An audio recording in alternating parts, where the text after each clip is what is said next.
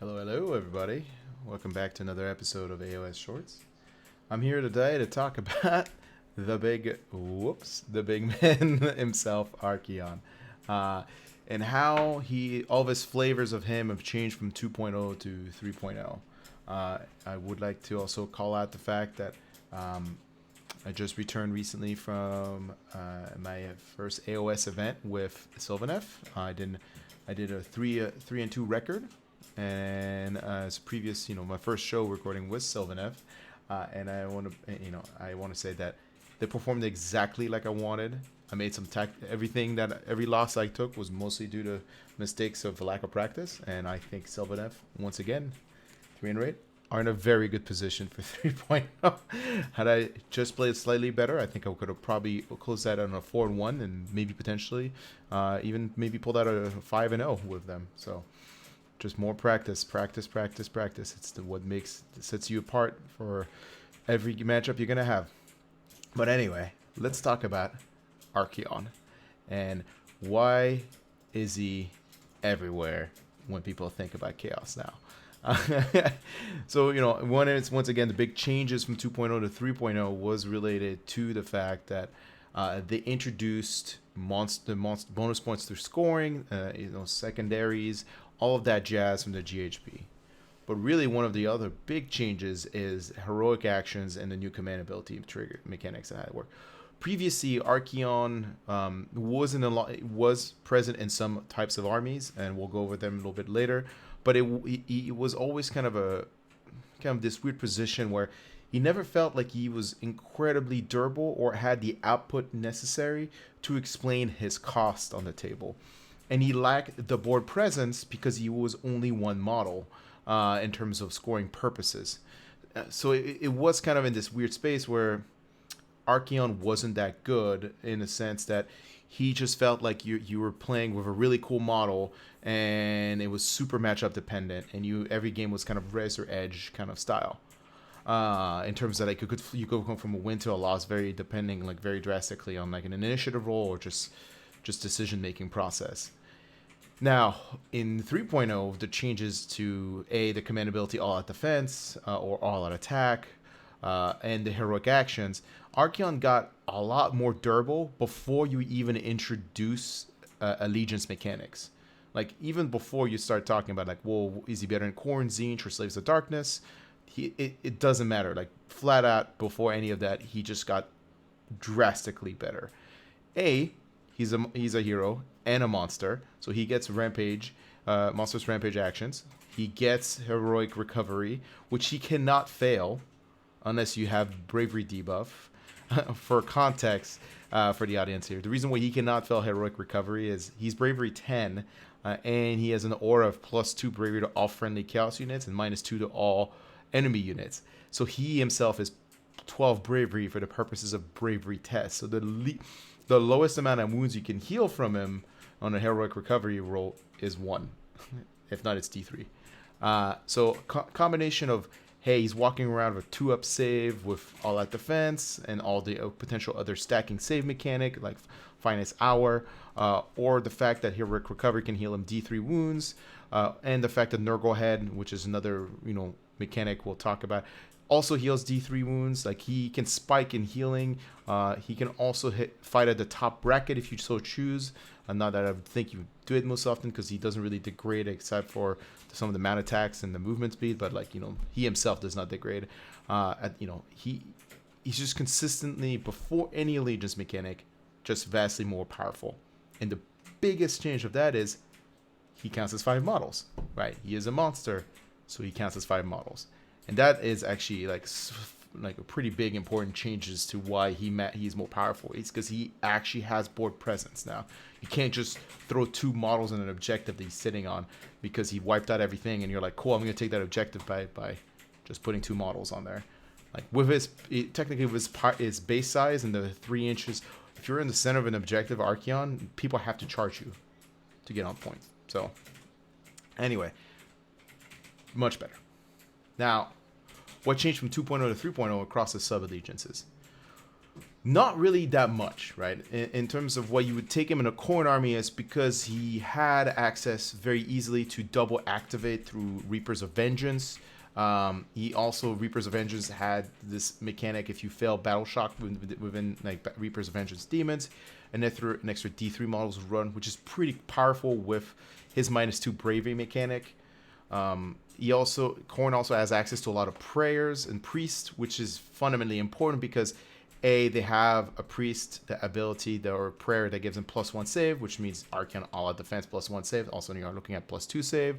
You also have Resynchronization, which heals a friendly Khorne unit D3 wounds, or you also have the Universal Prayer heal, which also does D3 wounds. All of a sudden, if you really wanted to, you could heal 4 D3 wounds per turn with Archaon, assuming you can keep all the prayers in range and so forth.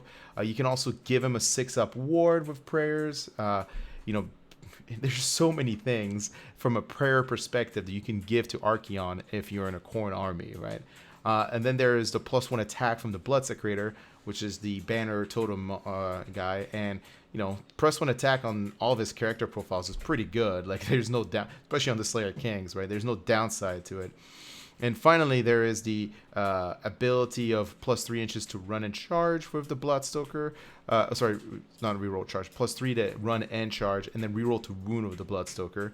That can give him the buff at the hero phase. So not only do you have a really fast Archaon, but now he gets to reroll to wound as well, which is really crucial in triggering the Slayer King mechanic, and which we'll talk a little bit more with the Zinc when we go over the Zinc version. But outside of that, like, there is no downside, and like, he's really strong in a Khorne build.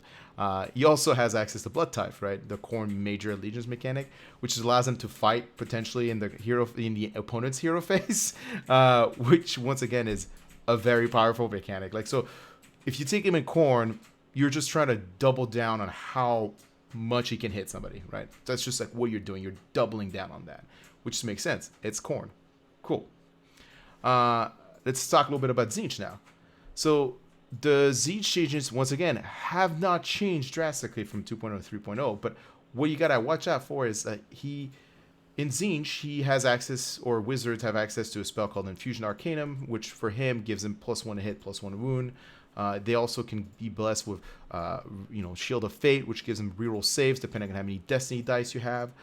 Which, once again, those are a very important mechanic. Like, everything hitting on 2s, everything wounding on 3s, reroll saves. Without any modifiers to the save rolls, like, it's already pretty powerful defensive and offensive mechanics. The other big important thing from an allegiance mechanic that he gets out of the Zinch army is that he gets fate dice. And fate dice are really powerful in the sense that you can control the flow of, like, remove the randomness of certain key mechanics of Archaon.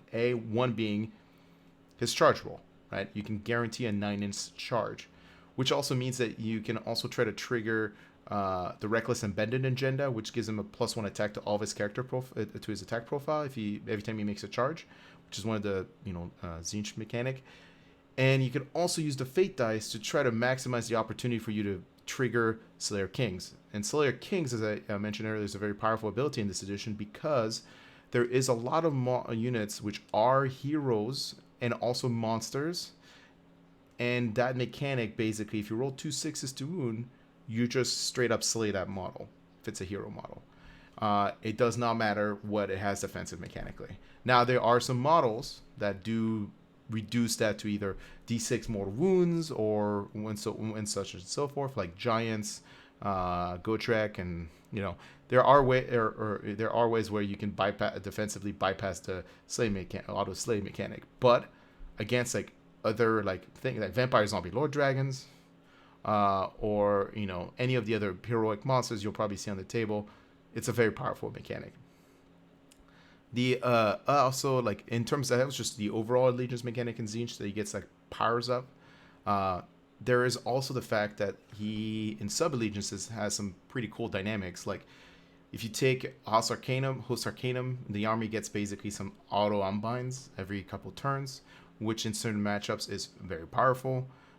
They also have Host of Duplicitous, which prevents enemy units from retreating away from you, which is really powerful for Archaon, because like the one thing you really want to make sure is that, like, if you want to minimize the impact a double turn can have against you, In the sense that like if your opponent, you charge your opponent's army, and they're like, well, I'm going to retreat away from Archaon, and then I win the priority and get a double turn, so I can reposition myself away from Archaon and start fighting the rest of your army, which is, much smaller in typical scale because you are spending almost 900 points on Archaon. It's why removing the ability of retreating is important for Archaon, or at least knowing how to control the tempo of a game is important for Archaon, right? Because you want to make sure he has as much presence and participates in every phase, that is your opponent's phase and your phases, as often as possible to truly maximize his terror. And the last sub-allegiance I want to bring up was just Cult of Thousand Eyes, because almost no one really looks at it. But it does have the mechanic of picking D3 enemy units at the start of the battle, and if when you fight them, you reroll all hit rolls. So that's pretty good for, you're hitting on most of the time on 2s of Archaon, but it's still like a really nice trying to mitigate all the randomness of, mechanics. Because once again, you're trying to make sure he hits and sticks on the table and has board presence all of the time.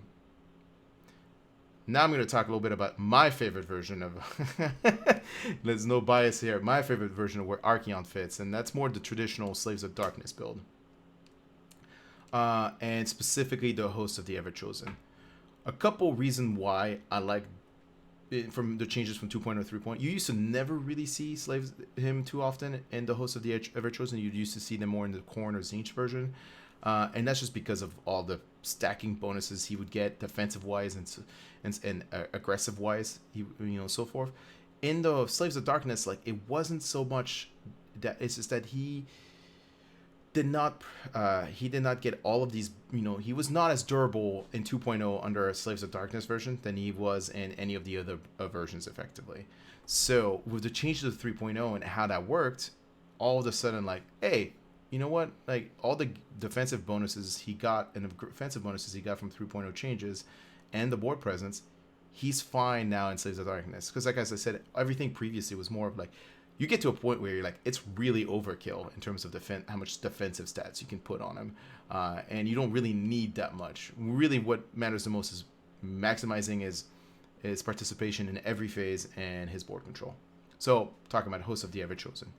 Some of the key mechanics of Host of the Everchosen is that the entire army, as long as Archaon's on the table and is their general, which you're going to make him the general, is that he's immune to battle shock, the entire army.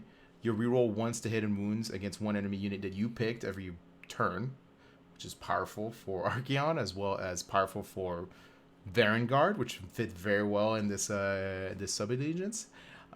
There's also his aura, his Slaves of Darkness Chaos aura is increased to 18 inches. And that's very powerful depending on which aura you want to run. Khorne provides +1 wound and reroll 1s to hit. Nurgle aura provides exploding 6s to wound, causing an extra damage, and R -1 to hit for shooting attack.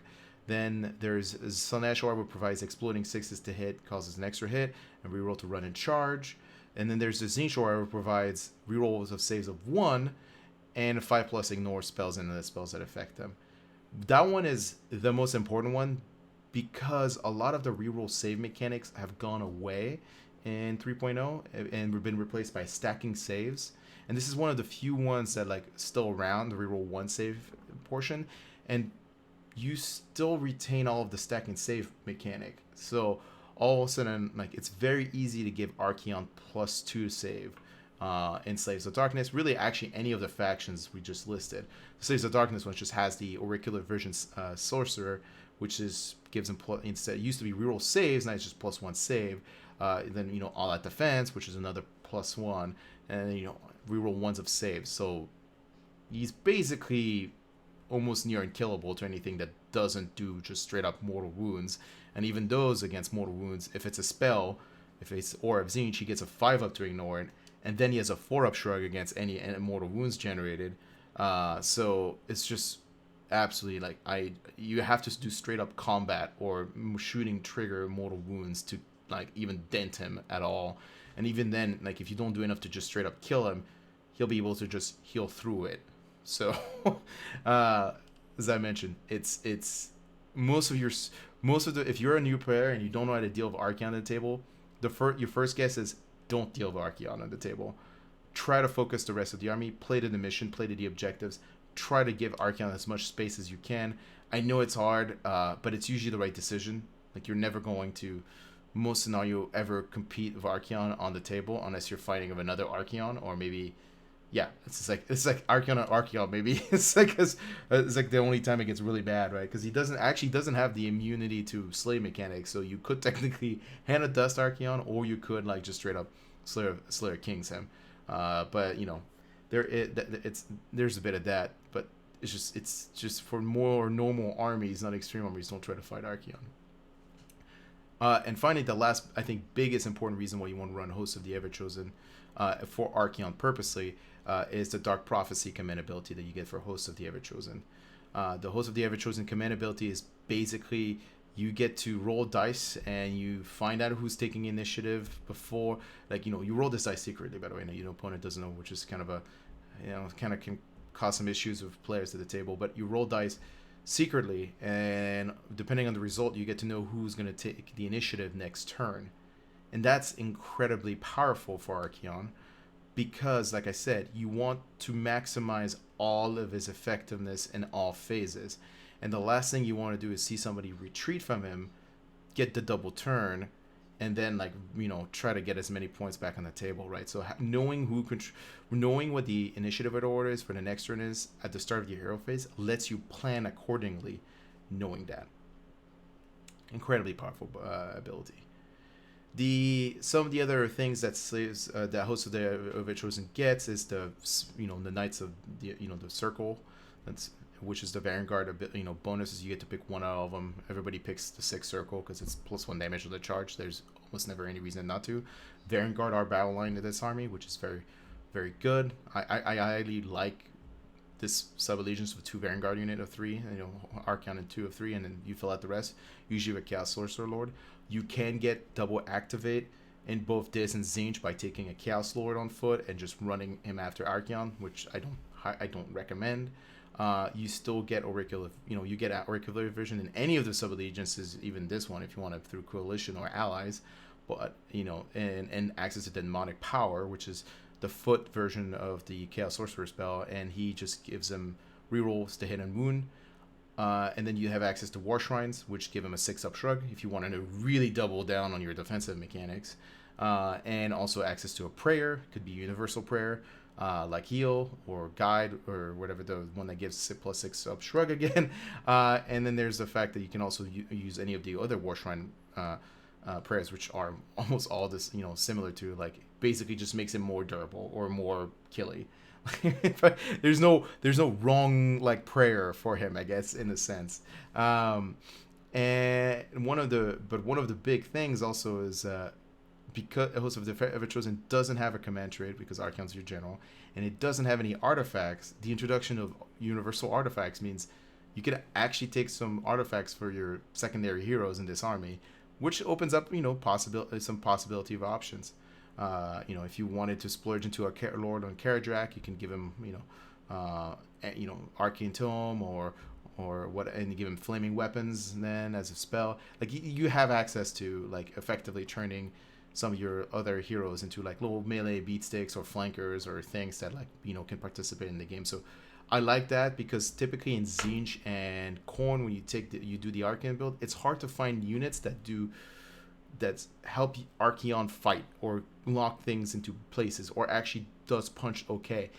And the Host of the Everchosen one, you have access to Vanguard and access to maybe a decent melee beatstick character like a Chaos Lord on Karadrak. So, like, you can kind of navigate around, like, hey, Archaon's not my only toolbox. I have a whole range of tools in the same army. So I'm not trying to convince you that the Host of the Everchosen is the best one. I think they're all good. It's just that's my favorite one of all of them from an option.